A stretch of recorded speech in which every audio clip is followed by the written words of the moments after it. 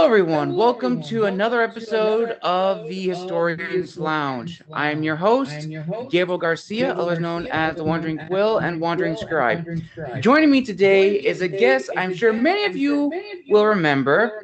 He was the first guest I had for season 2 of my podcast, all the way back last 6 months. Can't believe how far that's been, but my guest today is a fellow historian. He is a excellent writer. He's actually been my mentor going into the freelance writing world. So let's give a big round of applause for our guest, writer and fellow historian, Michael Stroud. Michael, thank you so much for joining us this morning, or this afternoon for you. Happy to be here. Looking forward to it, Gabriel. Nice. So today's discussion is one that is really interesting and one I think doesn't get talked about as much, and that is, of course, the Roman Navy. And Michael, I know you've written an article about the Roman Navy. So let's talk about that. So why did you decide to write about the Roman Navy, and how important is it to the study and history of Rome in of itself? Sure. Well, the Roman Navy. What's interesting is we all are familiar with the land power that Rome was, and throughout all of history, from when we're in grade school through our studies beyond that, it always focuses on Rome's power on the land. Shields army, formations, how they conquered their foes throughout the peninsula, Spain, and elsewhere. But as you start to dig in, early on it becomes obvious. It's like, well, Rome was founded on a river, so they should have been exposed to ships of various sorts early on, and plus, Italy being a peninsula itself, it's logical that they would have had exposure to a maritime kind of environment. So when I started to kind of dig in to kind of educate myself more about that component, I really came to realize through a lot of kind of deep dive and study that Rome truly became the Mediterranean power it did because of the fact that they were able to adapt their approach to land warfare and apply it to the sea. They were able to actually go from a relatively minor naval force, if you will, to the supreme naval power of the Mediterranean through those things that are very Roman in nature: adaptability, perseverance, and aggressiveness. Those are the things that they were able to take from the land and apply in their own way to the sea and really become the preeminent power of the day. And the land power gets all the accolades, but it was their sea power that allowed them to really assume the mantle of supreme overlord of the Mediterranean, but hold on to it. That is the key, is that their naval structure allowed them to take over the Mediterranean, but hold it, because they were able to keep supply lines and commerce going, and be able to deploy and withdraw armies seemingly at will compared to competitors that couldn't match that kind of power. Definitely. And I think when we talk about the Roman Navy, the only two battles I think the general public may know, or those that have studied history, are definitely the Punic Wars between Carthage and the Roman Republic, and of course the Battle of Actium against Pompey, not Pompey, but Mark Antony, and Octavian. Those are probably the only two famous battles of the Roman Navy. But as you said, yes, the Roman Navy kind of gets overlooked, and it's kind of sad because the Roman Navy is in itself fascinating, like you said, because it had to evolve just like the military. I mean, the land army of Rome didn't start off as this powerful machine. It only got powerful because of Marius's reforms, abolishing the class system and saying, hey, you can make a career out of this as a soldier in the army. We can apply that same mentality to the Navy. We can make these sailors into career soldiers. And yeah, just like you said, by adopting new tactics from their enemies, they could establish themselves as the overlords of the Mediterranean. Yep, absolutely. And what's really fascinating is there's almost a mythology historically around the Roman Navy, in that it was crewed by slaves for the majority of its time. Well, historically, that was only a very small component of when Roman sea power started to emerge. There were slaves early on that were pressed into duty as Rome really started to go beyond just the tributaries and the rivers of Italy itself. But really, in short order, in the early republic, they realized early on that sea power, just like the land, is more effective if you have dedicated citizens that are committed to developing the skill sets necessary to properly crew ships, to be able to fight off ships. So they actually instituted kind of a class system, if you will, related to maritime service, where they actually paid you to serve on the ships and to learn those skill sets. And Rome was always very smart about taking what worked from others and making it and adapting it to their needs. So they had early exposure early on to naval warfare through the different Syracusan pirates. Carthage at the time was the predominant maritime power. And there's a myth that Rome sprung a navy up basically overnight by the discovery of a Carthaginian ship that crashed on the shore, and that they were basically able to reverse engineer it and basically create a miraculous fleet out of that.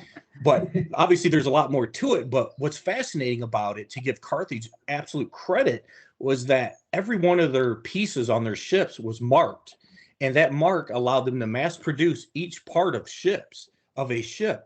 And then they stored mass components. The Carthaginians did. Then they'd put it together, and they could reassemble and redeploy a fleet faster than anyone at the time. That was a lesson Rome learned when they did find supposedly historically an actual ship. But what they did is they took that principle of each part having a specific component, and they applied Roman ingenuity to it and reverse engineered and did begin to build their own ships. But they created them the Roman way, a little bigger, a little heavier. And then what they did, unlike Carthaginian ships that were more for speed, Roman ships were built to have more mass, more destructive impact. So they definitely took the Carthaginian process and modified it to fit how they fought. And early on, the Roman Republic ships were more as sea platforms for imperial, I shouldn't say imperial yet, for Republican troops, if you will. Yes. They would just have legionnaires basically deployed on ships, and then they would fight hand to hand off from ships. They would find ways to hook onto other ships and crash into them, and then just attack the Navy sailors on the Carthaginian ships. The goal was actually to capture as many of those as they could, which they did a lot of early on in a lot of the naval battles between the Roman Republic ships and the Carthaginian ships early on. So quickly, Carthage was trying to find ways to keep Rome more at bay, but Rome really adapted land warfare to the sea. And we'll talk about in a minute one of their biggest innovations that allowed them to really maximize that, which is the corvus.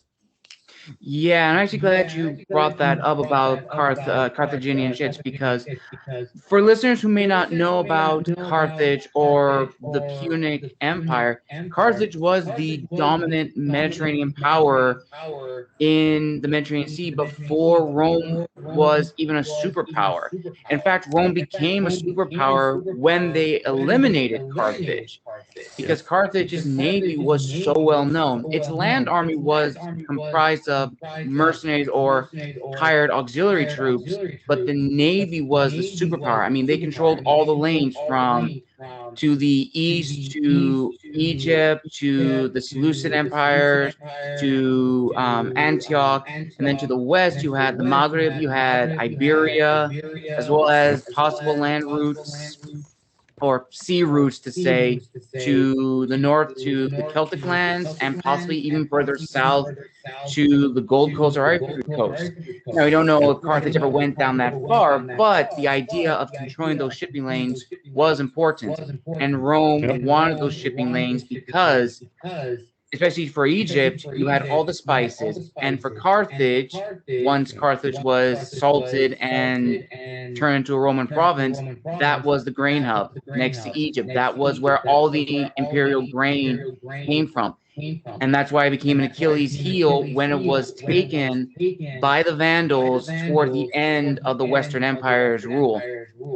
Yep, absolutely. And Carthage cannot be understated as to the impact they had in the Mediterranean as a whole. I mean, they Hmm. were literally the dominant power, and it makes sense because their founding was from the Phoenicians, the ancient Phoenicians.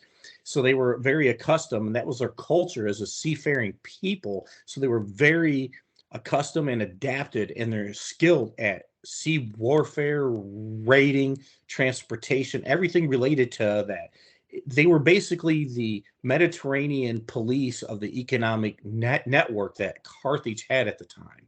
So Rome knew they had no way to really grow beyond the Italian peninsula unless they found a way to directly challenge and defeat Carthage. It was impossible because if they couldn't, then they would always be at the whim and will of Carthaginian incursions, and they would never be able to grow beyond the peninsula itself. So that became a early realization for the Roman Republic that they had to take on and beat and find a way to beat the strongest empire at the time in the Mediterranean when it came to ships. So Roman ingenuity came into play fairly early on because Rome's fortunes at sea were not great for a long time as they Hmm. challenged Carthaginian ships. A creative fixed to that was the creation of what's called a raven, more commonly known as a corvus. And really, it was a way for heavy Roman ships with troops on it to get as close to a Carthaginian ship as they could.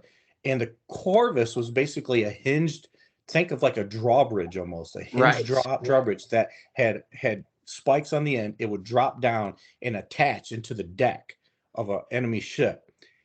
The enemy ships were typically crewed by just Marines and sailors, but heavy Roman infantry would be on their ships and they would cross that bridge and just decimate Carthaginian opposition. That's what was preferred because then they could take that ship over and add another ship to the Roman fleet. So that became a difference maker at sea easily and early on. It really allowed for Rome to quickly build their fleet besides their own ships, but also to take over and begin to degrade and greatly push back Carthaginian assets. So as the fleet grew, they took more resources away from Carthage. They were able to basically pound and eat away at them until they were able to continue to build higher degrees of ships too, from a monoreme to a quindireme. So they just kept building up in size. Rome was very much about size, Yes. even back then on their ships. So the bulkier, the stronger, the more decimation it could cause to the Carthaginians. And I think it can't be understated too for Rome. One of their biggest assets was the ability to replace a loss. So they could lose naval battles, they lost land battles, but they were able to rally the population and to replace those time and time again throughout the Punic Wars, especially. And the Navy was no different as well. And they learned a lot early on from their Syracusan excursions with the island of Syracuse Right. in their different wars with pirates and stuff then. But as they really learned to ship build and adapted from what they found from the Carthaginian ship, they were able to modify their approaches and develop new techniques that were very Roman to engage their enemies. Definitely. And I also think it's important to note that, especially in the age of antiquity, you couldn't afford to lose a ship because it was expensive to rebuild the Yes. ship. It took a lot of money. I don't know how much money would it cost back then, but if I was a Roman sailor or a Roman commander of a naval fleet, to Yep. get the wood, the right type of wood that can withstand the pressures as well as not get like rotten easily or water stained easily. That takes a lot of money. Not to mention, you have to retrain whole new troops. So it makes sense to not damage the ship as much. And I correct me if I'm wrong, but wasn't it also true that the Romans, like the Greeks, had certain ships that had a battering ram of some kind to ram into their enemies if need be? Yeah, yep, absolutely. That there's different types of those heads that were made for different types of sizes and functions. A lot of times the heavier ones were more costly and they would be coated in bronze. Other ones could just be all wood only. But yes, that was made to kind of puncture in. And obviously, when you puncture in, water gets in, you destroy the ship. So they always preferred early on, especially, to take over and capture ships just due to that, to what you said, the expense was enormous. But they Right. also adapted and had battering ram heads basically to really destroy and degrade the enemy itself. Because, and you hit a very important point, naval assets were hugely expensive, and that would stay that way for any country, nation, or people until about the early 1500s and even beyond that. But that was a major consideration for powers from ancient Rome to Tudor England, was the cost to maintain a ship was so enormous. A lot of powers would only press them in the service when there was a dire need.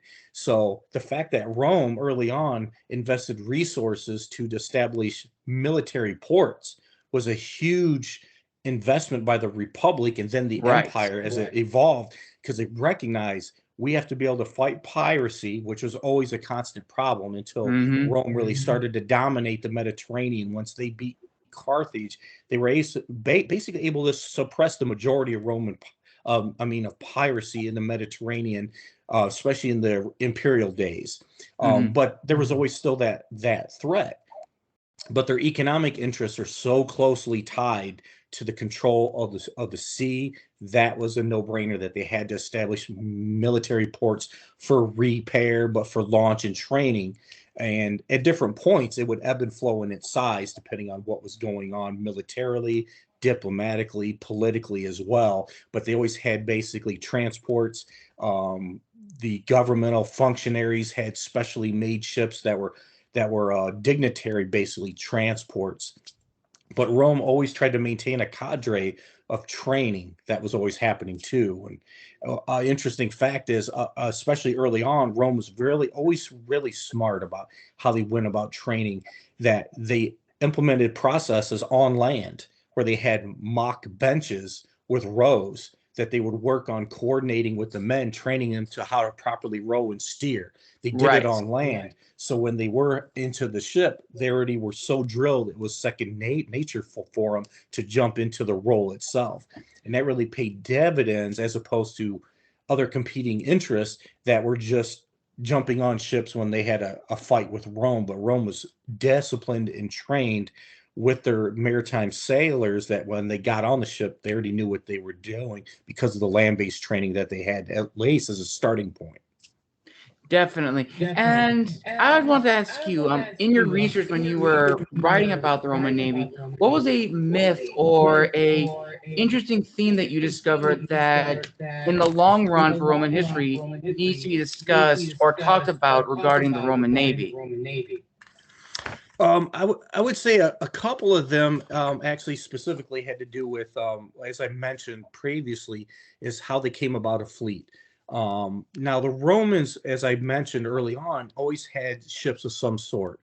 Now, the reality was early on, their ships were flat bottom, shallow draft boats. Right. They were on going through the Tiber and the different rivers of Italy.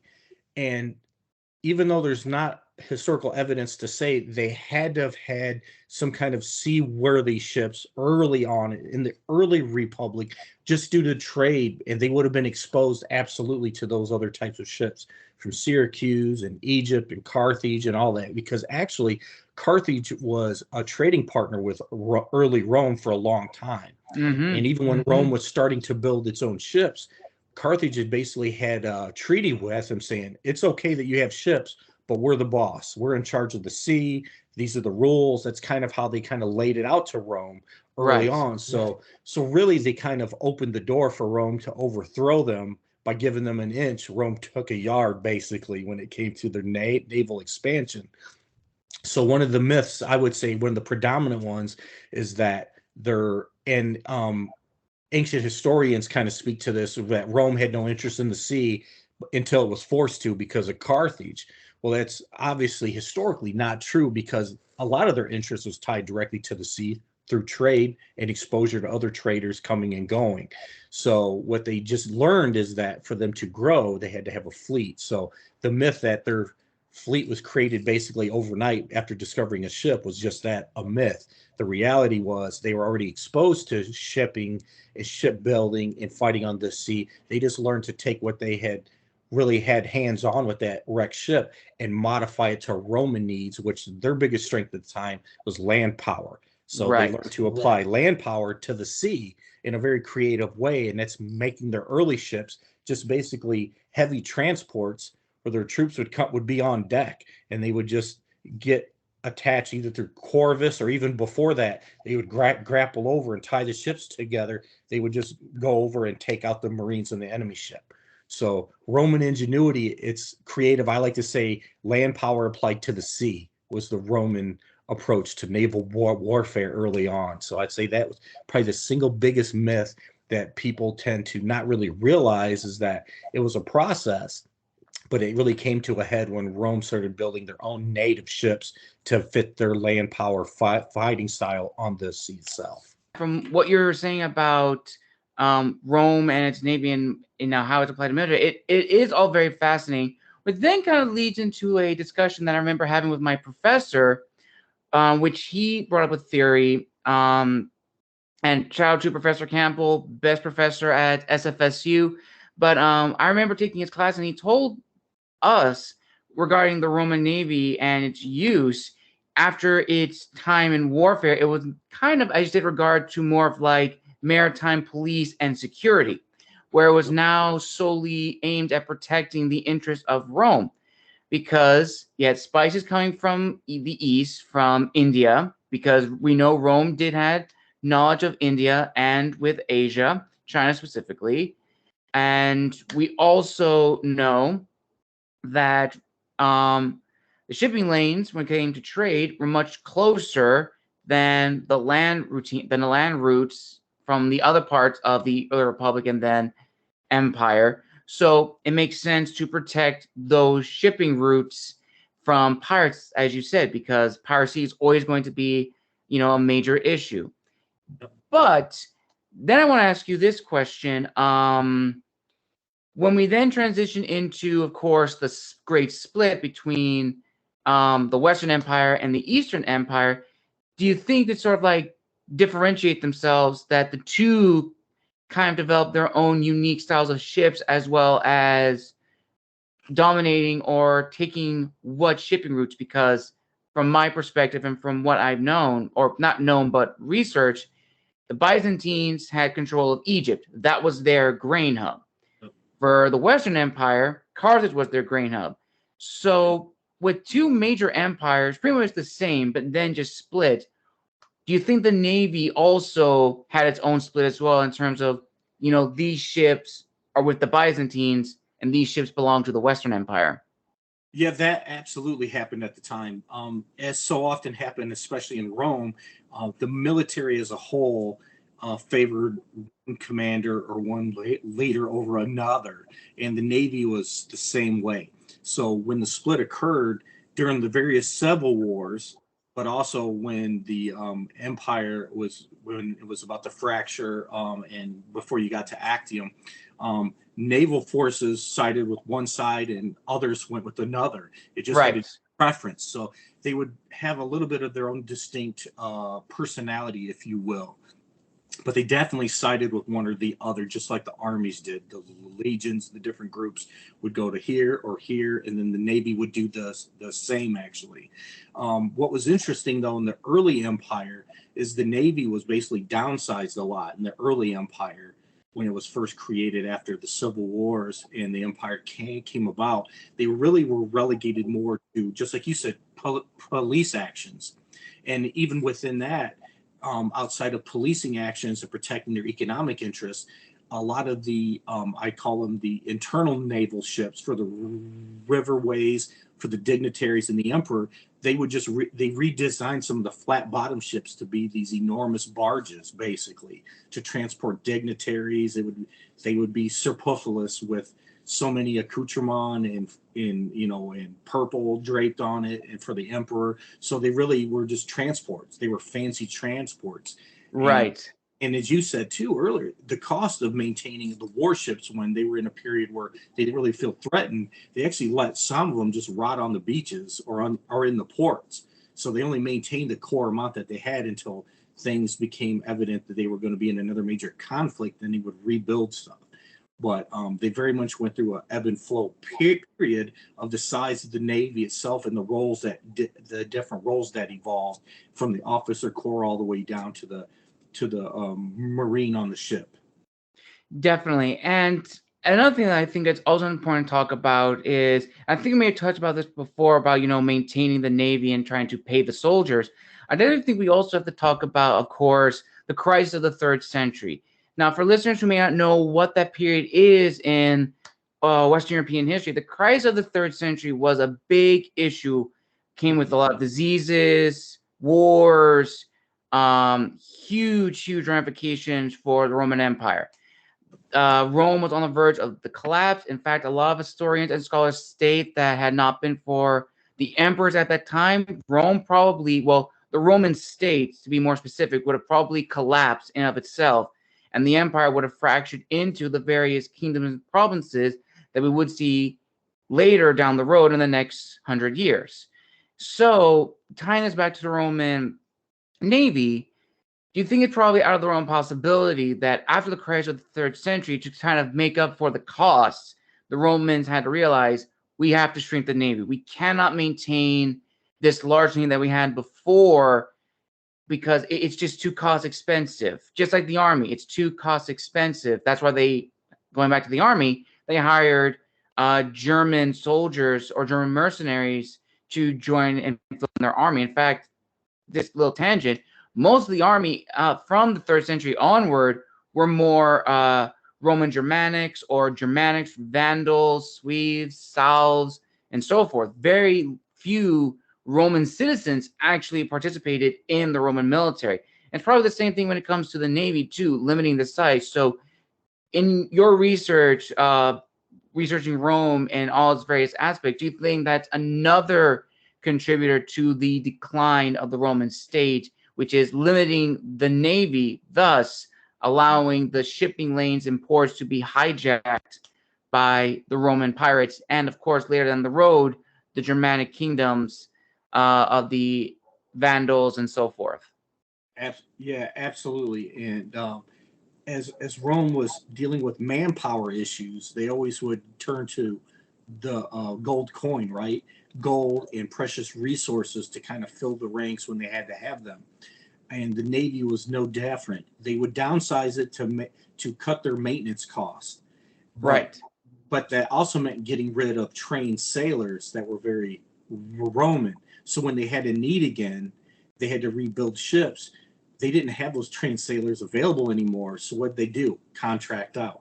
So as they contracted out for the Navy as well, they were getting disparate groups in the Navy, just like the Army was being its ranks filled out by different Gothic tribes and others. So really, Rome, in being so homogenous in their military through need, they actually brought about their downfall as well, because very few Romans were actually in the military as the empire, as they went through stages of the empire.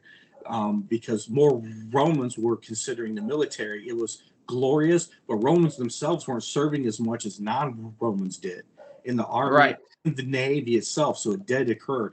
They always tried to have their councils and their officer corps to be as Roman as possible. But the bread and butter that made up the fighting men on the sea and the fighting men on the land became more and more outsiders, if you will, that were contracted by Rome, hired by Rome to fill the ranks to do what had to be done. So in the Navy, just like the Army, faced the same issues, manpower issues. They had been downsized, they had to expand, didn't have the manpower, so you have to buy the manpower. Right. And kind of like a little tangent going into this. This actually is the thing that I actually did want to talk to you about because I think it's a fun story.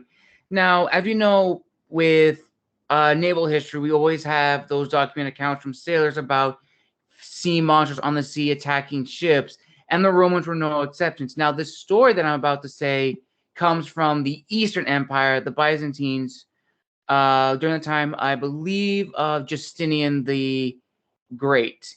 And it talks about this infamous whale called Polyphorus. I could be butchering the name, but Polyphorus was this giant purple whale that existed in the Baltic Sea that was so dangerous it destroyed almost, I think, a quarter of the Eastern Empire's navy.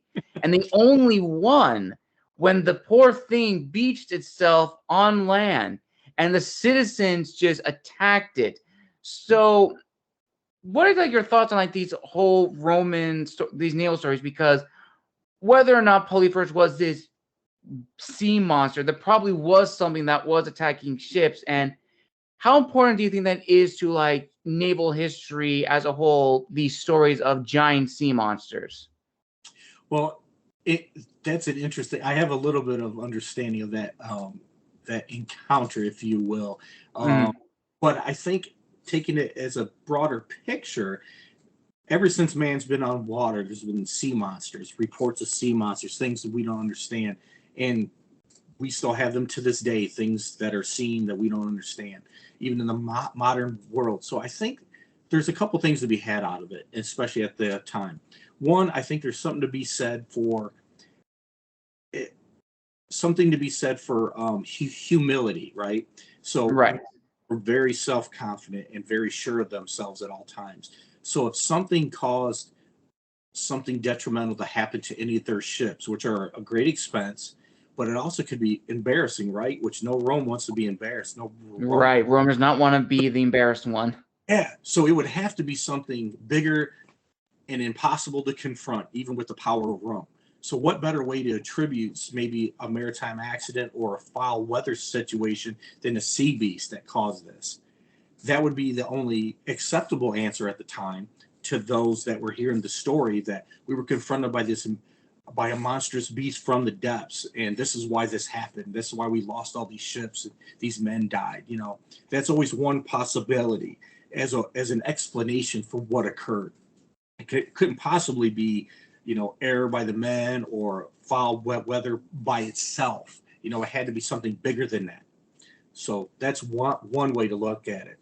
And then two, the whole principle of sea beasts is just misidentification, right? There are many examples we know now, like aggressive whales, different types of manatees, different types of creatures in sea life that were just unknown to early man, ancient man. So it was their interpretation of those things as well.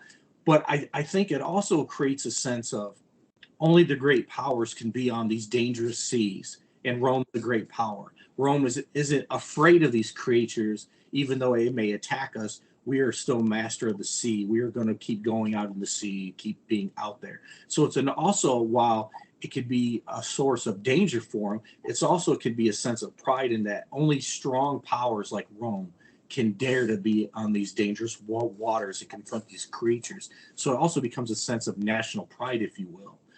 Right. National strength that only they can do it. So as the centuries go by and other powers rise, importance of the sea is more than just commercial military aspects. It's also national strength that they can overcome the dangers of the sea and whatever's in them as well. Yeah, and the story of Polyphorus is a very fascinating one, and modern scholars believe that what it probably was either a giant sperm whale or some kind of aggressive whale, as you said. But regardless, historians today say that this was the Romans' Moby Dick, this very aggressive whale. And there probably is a little bit of fantasy to it because even in the modern world, there's no such thing as a purple whale. I mean, that's entirely fictitious. But to the average Roman sailor, if you're getting attacked by something you don't know what it is, misidentification's always possible. And I think there is something to say, like, as you said, these things that are happening to these major powers, it's kind of a way to boost like their sense of ego and saying only we are getting attacked. It's not the small ships, it's us. It's testing us. The sea is testing us to see if we're truly the masters of the Mediterranean or the Baltic Sea. It is very fascinating. And I think naval history in itself is kind of an overlooked thing, especially for like transatlantic history as well, when it comes to like this exchange of, you know, progress or ideas when it comes to, you know, military power, human ingenuity, and evolution. But then it kind of leads into more of like a very fun question that I did want to ask you. Now, as you may know, I do love some good alternate history, especially when it's good and it's well thought out. And I remember watching this video that was about what if Rome had industrialized in the classical antiquity sense, like they were able to build up more factories, able to expand and possibly establish new kinds of ships, not to the same extent that we would see with like the 17th century or 18th century, but something more along the lines of like very, very strong capital, or what we would consider capital ships. And while it's a nice theory, there's a lot of loopholes and kind of issues with that. So, Michael, in your opinion, in your research, do you think it's possible in theory that if the Empire of Rome, even if it split into two empires, somehow managed to industrialize and survive, could the Navy had become the new arm of the empires, or for both empires, and have explored other routes if industrialization as we know it in the modern sense came about in the classical antiquity and into late antiquities? Well, yeah, speculative history is always fun. I would say so much in Rome really depended upon the will of the emperor.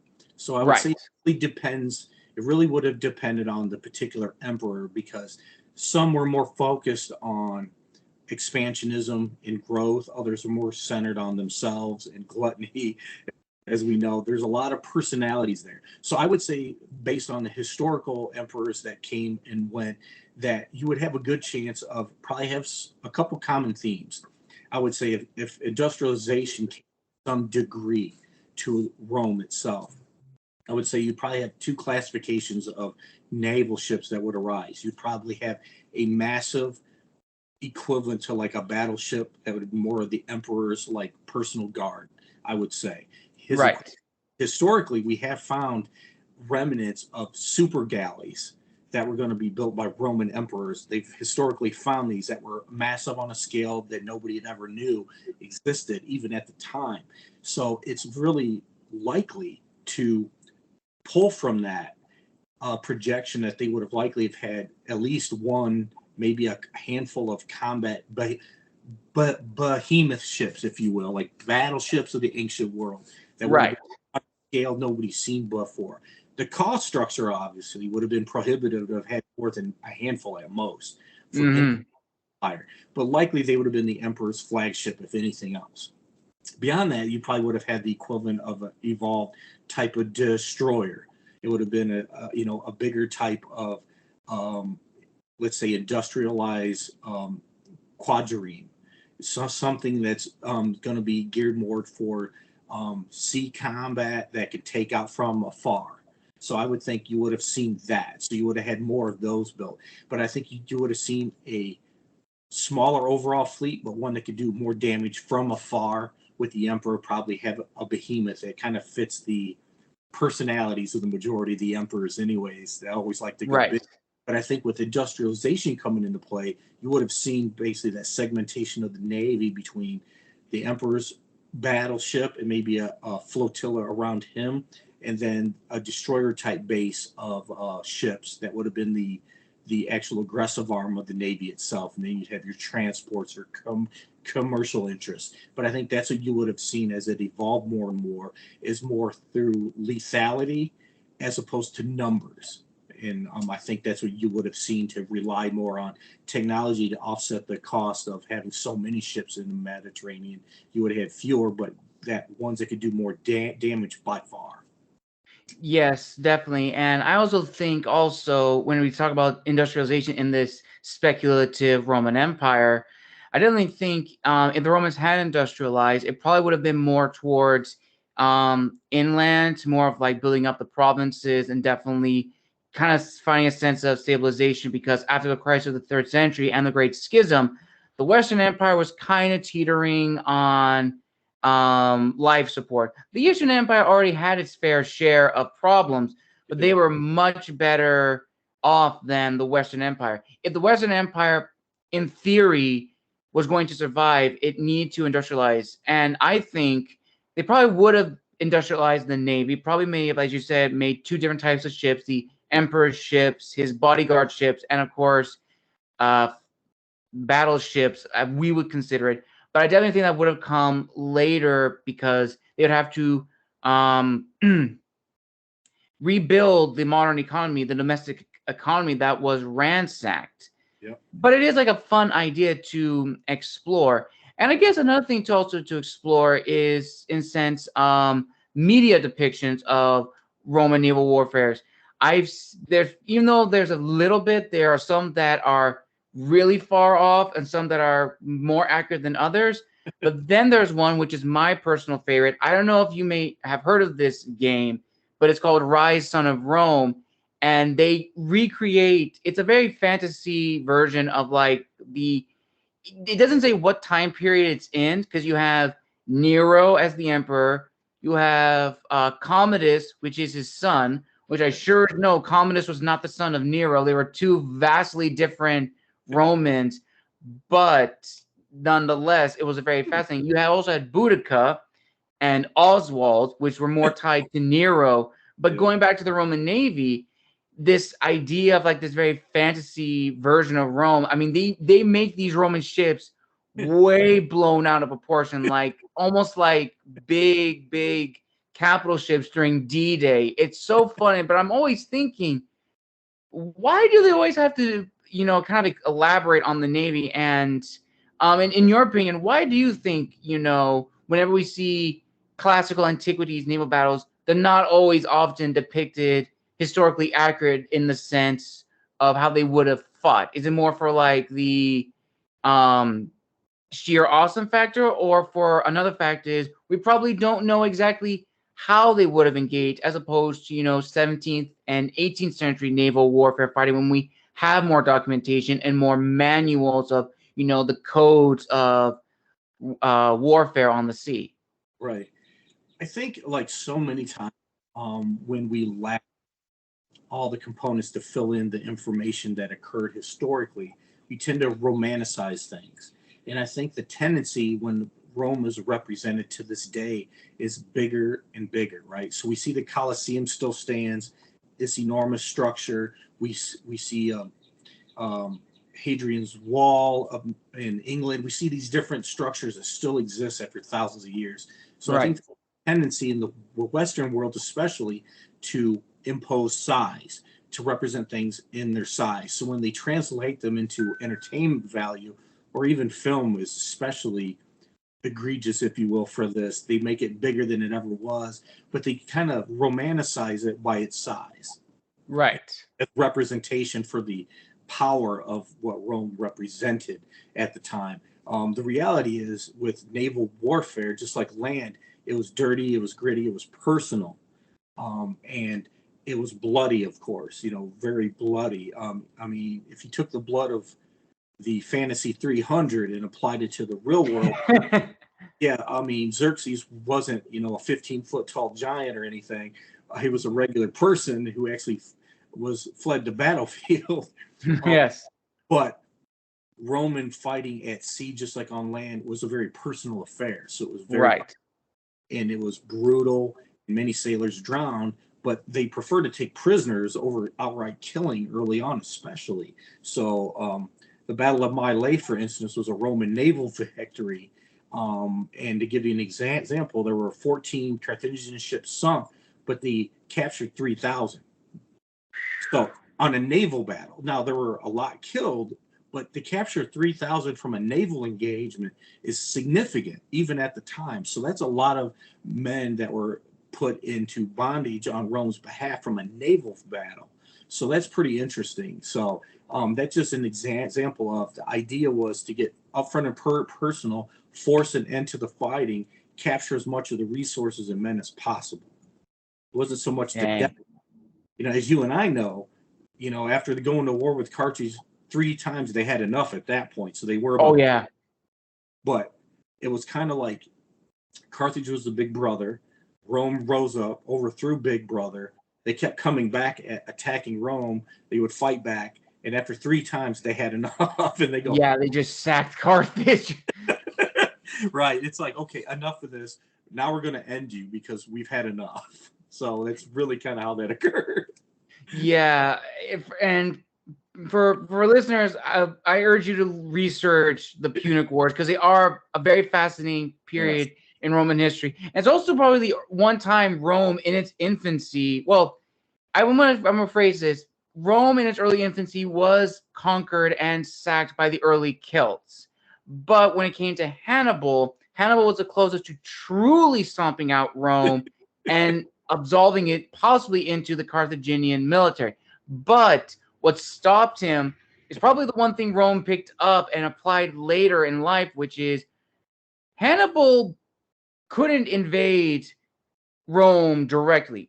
Hypothetically, he could, but he would probably have gone into combat with the Romans from on the southern borders near the Boot of Italy. Instead, took the long way, went up to the Straits of Gibraltar, through Iberia, through the Alps, and down south. Yep. At the Battle of Cannae, it is estimated that 75,000 Romans died. Now, for listeners who want to get an idea of how long that would have taken, possibly, according to historians, the time always differs, 6 hours. 6 hours in the classical world to eliminate 75,000 soldiers. That's a lot. Yep. And many scholars say Hannibal could have just taken Rome. But the one thing he failed to estimate that scholars note is, one, he was greatly stretching his supplies. He needed manpower. And of course, Carthage is all about gold currency and trade relations. They're not about subjugating those into submission to join them. That's the Roman mentality. Carthage is about money. And Rome exploited that. And they knew if they could cut Carthage off, specifically Hannibal, from his supply routes, then that was it. They beat him. Doesn't matter if Rome didn't have a strong enough army at the time to beat him. By using their navy, they could easily cut Carthage by limiting its supplies. And how poetic is that when Rome cut Carthage off to pretty much kill him slowly, the Vandals did the exact same thing, taking North Africa, establishing the Vandal kingdom, and pretty much establishing a tributary system where the Western Empire had to give money to the Carthaginians, or more specifically, the Vandals, in return for grain. Because grain is the lifeblood. You cut off grain, doesn't matter if you invade. If you don't have healthy sailors, you're done. You're done. And that's ultimately the most important thing when it comes to the Roman Navy is you need strong, healthy sailors to protect the shipping lanes. Absolutely. Because those are what keep empires alive, especially in the Mediterranean world in Western Europe, which ultimately ties back to the Roman Navy being underestimated and greatly overlooked in its contributions to Roman history, Western history, and classical antiquities history. Absolutely. Very well said. They're underrepresented, but their importance cannot be overstated. And it really requires an emergence of dedicated analysis and study to really the importance that they brought to the Roman Republic and then the empire and its influence on the greater Mediterranean as a whole, to be honest. So yeah, the significance is immense, and there's fascinating personalities to be found, from early Roman equivalent of admirals to how they came about, to their training schools for sailors, to the evolution from a slave-based to a professional corps, to the segmentation from different components of a Roman Navy. So there's so much in there, but it's it's very little studied. So I'd encourage everyone to dig in to find some great information out there. As I mentioned, I've got my current article about Roman navies here. Ooh, nice. Tactics issue 341 is out now in Barnes and Nobles and stores everywhere. So my article starts on page, I think it's 34. So it's the company did a great job with graphics and the maps in there, but it really gives you a nice general overview and understanding of the evolution of the Roman Navy from its earliest days to its early battles to the beginning of the early empire. So definitely check that out to get a much stronger appreciation too. Definitely. And before we end this wonderful discussion, there is one last question and one thought that I think we really need to talk about, or at least look into for a little bit. Now, we know in the 17th and 18th century, we know that a lot of ships were, especially the English ships, had the HMS names and, of course, different flags to represent them, as well as colored flags, depending. So, Michael, in your research regarding the Roman Navy, has anything like that still been brought up in terms of, like, different flag colors for different meanings, as well as Roman ships having specific names? Really good question. I personally haven't seen a documentation, historical documentation for, let's say, a ship roll of different ships. A lot of times they were just part of groupings by geographic location. So they were grouped from, basically they had names for the groups of ships from the eastern part of Italy to west to south. So they were put in geographic groups. In anything that goes almost like their legions, kind of. Yeah, it was very much like that applied to a naval structure. It doesn't mean it didn't exist. I just haven't seen anything myself in reading and digging into this. I will say, though, typically the emperor ship was outfitted with extra accoutrement, if you will, symbology that easily made the emperor. As I said, we've historically and archaeologically have found remnants of oversized ships that were the emperors, more for inland, but they typically always would outfit the emperor ships with extra symbology and things that really made it stood out. But I don't recall seeing anything that says name wise like we do in the modern sense. It's just more like a utilitarian use for the ship itself.